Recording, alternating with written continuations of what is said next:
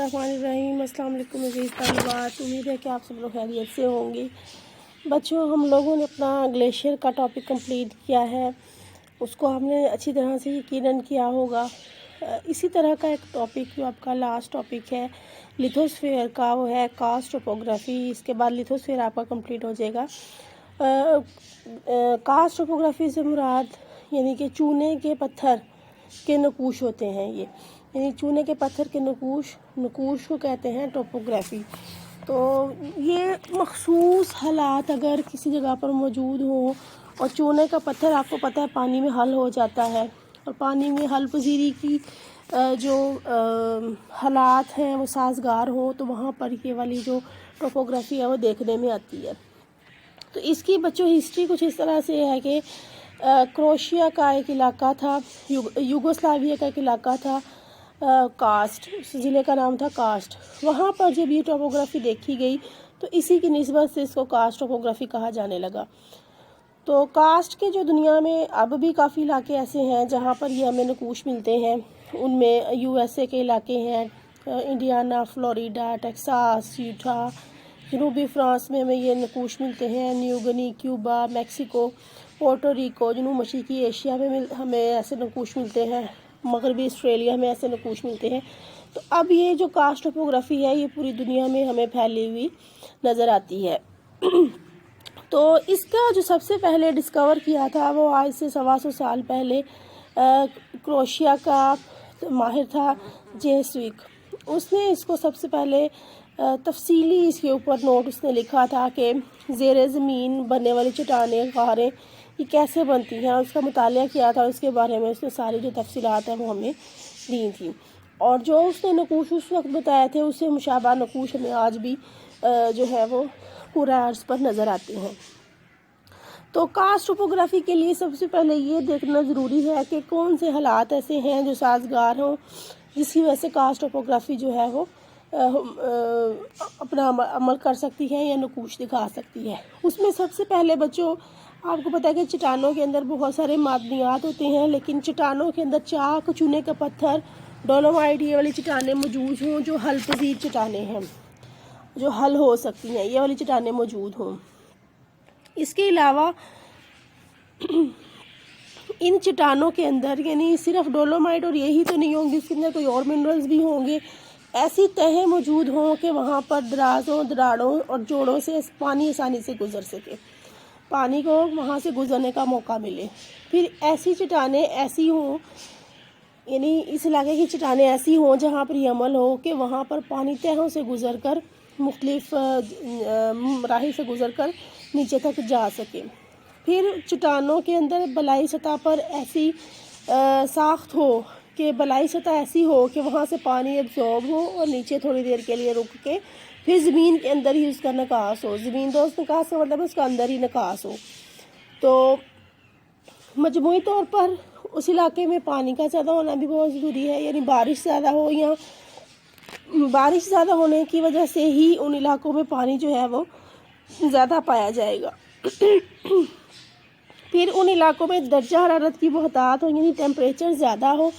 बच्चों ये बात याद रखिएगा, जहाँ दर्जा हरारत ज़्यादा होगा वहाँ पर हवा में नमी भी मौजूद होगी, और ये दोनों चीज़ें कास्ट टोपोग्राफी की तश्कील में बहुत ज़्यादा मदद करती हैं, क्योंकि जहाँ पर हवा में अम्ल कटाव तेज़ होगा वहाँ पर पानी के अंदर से चीज़ों को डिज़ोल्व करके चीज़ों को जल्दी से सुखा देगी हवा। तो इस वजह से ये 6 फैक्टर्स हैं, इनकी वजह से कास्ट टोपोग्राफी जो है ये मुमकिन हो सकती है। फिर इसके अंदर कार्बन डाइऑक्साइड और पानी का बहुत बड़ा किरदार आ जाता है। आपको पता है कि जब बारिश के पानी के साथ कार्बन डाइऑक्साइड मिल जाती है तो वो कार्बोनिक एसिड बनाती है, और वो कार्बोनिक एसिड ऐसा होता है कि वो जहाँ से गुजरता है चट्टानों को डिज़ोल्व कर लेता है, चूने के पत्थर को, डोलोमाइट चट्टानों को। तो पानी और कार्बन डाइऑक्साइड का जो एक्शन है वो जहाँ पर पॉसिबल हो वहाँ पर भी चट्टानें जल्दी से हल हो जाएंगी, हल पसीरी का अमल तेज़ होगा। इसलिए कार्बन डाइऑक्साइड का भी इसमें एक बहुत बड़ा किरदार है। फिर हमारे पास आ जाता है कि मिट्टी और नबातात का क्या किरदार है। देखिए, अगर नबातात नहीं होंगे तो पानी को सीपेज करने में आसानी होगी, यानी पानी زمین جذب جلدی کرے گی اور اس کو روک کے رکھ سکتی ہے۔ اگر پودے ہوں گے تو پانی کو وہ کھڑا نہیں رہنے دیں گے، تو پانی پودے جو ہیں وہ اس میں بڑا اہم کردار ادا کرتے ہیں۔ پھر مٹی وہاں کی ایسی ہو جو کاربن ڈائی آکسائڈ کو حل کر سکے یا پانی کو نیچے تک پہنچا دے اور نیچے عمل نکاس کے ذریعے پانی جو ہے وہ ان چٹانوں سے نکل جائے۔ اس کے بعد ہمارے بچوں آ جاتے ہیں کہ طبعی خدوخال، یعنی کس علاقے میں یہ چٹانیں موجود ہیں۔ یہ چیز بھی دیکھنی بہت ضروری ہے کہ ڈھلان والا علاقہ ہوگا وہاں پر پانی زیادہ دیر نہیں ٹھہرے گا، ہموار سطح پر پانی کے بہاؤ میں مدد ہوگی تو پانی جو ہے وہ تیزی سے بہہ جائے گا۔ اس طرح سے زمین کے اندر داخل ہونے کا عمل محدود ہوگا، یا بالکل سیدھی ڈھلان ہو کہ پانی وہاں پر ہی کھڑا رہے تو بھی یہ عمل نہیں ہوگا۔ تو ہلکی سی ڈھلان بے شک ہو اور وہاں پر پانی کو نکلنے کا راستہ مل جائے، ایسے طبعی خدوخال ہوں تو وہاں پر یہ ٹوپوگرافی جو ہے وہ بڑی آسانی سے ممکن ہے۔ پھر اس میں زمین دوز پانی کا بہت بڑا کردار ہے۔ جو چٹانوں کے نیچے ہمیں پتہ نیچے زمین زیر زمین بھی ندیاں نالے بہہ رہے ہوتے ہیں، واٹر ٹیبل کی ایک اصطلاح استعمال ہوتی ہے۔ یہاں تک اگر پانی کا لیول نیچے موجود ہے تو اسے ہم کہتے ہیں واٹر ٹیبل۔ تو زیر زمین پانی کی سطح کے نیچے جو ہے وہ یہ نظام اس وقت تشکیل پائے گا جب زیر زمین بھی زمین دوز پانی ندی کی صورت میں یا نالے کی صورت میں بہہ رہا ہو، اور وہ پھر وہاں پر ہی یہ غار اور اس طرح کے جو نقوش ہیں یہ ہمیں نظر آئیں گے۔ جب آپ ان کے نقوش پڑھیں گے پھر آپ کو سمجھ میں آ جائے گی کہ یہ خاص حالات کیوں چاہیے ہوتے ہیں۔ اس کے بعد بچوں ہمارے آ جاتے ہیں کاسٹ ٹوپوگرافی کو ہم تقسیم کرتے ہیں علاقوں کو۔ 3 ہی اس کے علاقے ہیں درجہ حرارت کی اقسام کے لحاظ سے۔ تو سب سے پہلا علاقہ آتا ہے کاسٹ کے معتدل علاقے۔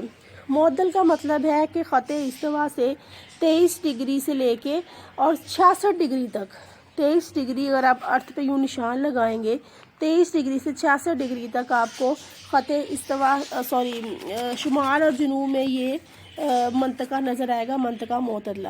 منطقہ معتدلہ کی خوبی یہ ہے کہ جیسا ہمارا موسم ہوتا ہے، سخت سردی اور گرمی دونوں چیزیں موجود ہوتی ہیں، اور جو بارش ہے وہ بھی مناسب ہوتی ہے۔ اس منطقے کی یہ خوبی ہے۔ تو یہ اس منطقے میں ہمیں کاسٹ ٹوپوگرافی کے جو ہیں وہ بہت سارے علاقے نظر آتے ہیں، کیونکہ یہاں پر بھی فیوریبل کنڈیشنز ہوتی ہیں جو کاسٹ ٹوپوگرافی کو سپورٹ کرتی ہیں۔ تو بیٹا پیج نمبر 98 ہے آپ کا اس بک کا، اس میں منطقے دیے ہوئے ہیں، آپ ان منطقوں کو بھی ایک نظر ڈائیگرام میں دیکھ لینا، پھر یہ زیادہ کلیئر ہو جائے گا۔ اس کے بعد آپ کہتے ہیں کاسٹ کے حاری علاقے۔ حاری علاقے جو ہیں وہ خط استوا کے پاس ہیں، یعنی 0 سے 23 ڈگری تک۔ اب یہاں پر بچوں بارش بھی سارا سال ہوتی ہے، درجہ حرارت بھی زیادہ ہوتی ہے، تو ہوا میں نمی بھی ہوگی، کٹاؤ بھی تیزی سے ہوگا، حل پذیری کا عمل بھی تیزی سے ہوگا، تو یہاں پر جو نقوش بنیں گے وہ بڑے نمایاں ہوں گے۔ تو جنوب مشرقی ایشیائی جزائر اس کی اہم مثال ہے۔ پھر اس کے بعد ہمارے پاس ایک بڑی اہم قسم آ جاتی ہے بحیرہ کریبین۔ یہ یعنی کسی موسم کے لحاظ سے نہیں ہے، یہ شمالی امریکہ کے پاس بحیرہ کریبین بہتا ہے، وہاں پر چاک اور چونے کی چٹانیں موجود تھیں، تو اس کے پاس یہ خاص ایک علاقہ ہے، جزیرہ نما فلوریڈا، جزیرہ نما کیوٹان، میکسیکو، کیوبا، ان جزائر میں یہ ہمیں نقوش جو ہیں وہ ملتے ہیں، اور بڑی بڑی چھتیں، غاریں اور سرنگیں ملتے ہیں، جو بڑے بڑے گڑھے بھی وہاں پر ملتے ہیں۔ تو یہ تمام چیزیں ہمیں ملتی ہیں جو ہم کریبین کے ایریا میں دیکھتے ہیں۔ تو اس کے بعد بچوں آپ کی آ جاتی ہیں کاسٹ کے نقوش۔ تو کاسٹ سے بننے والے جو نقوش ہیں، کچھ حل پذیری سے بننے والے نقوش ہیں اور کچھ جو ہیں وہ گرنے کے عمل سے بننے والے نقوش ہیں۔ تو یہ نقوش جو ہیں یہ اب ہم کل کر لیں گے۔ آپ کی بک میں 406 پیج پہ ڈائیگرام بھی دی ہوئی ہے، آپ نے اس کو بھی اچھی طرح سے دیکھنا ہے، پھر آپ کو جو نقوش ہیں اس کے وہ کلیئر ہو جائیں گے۔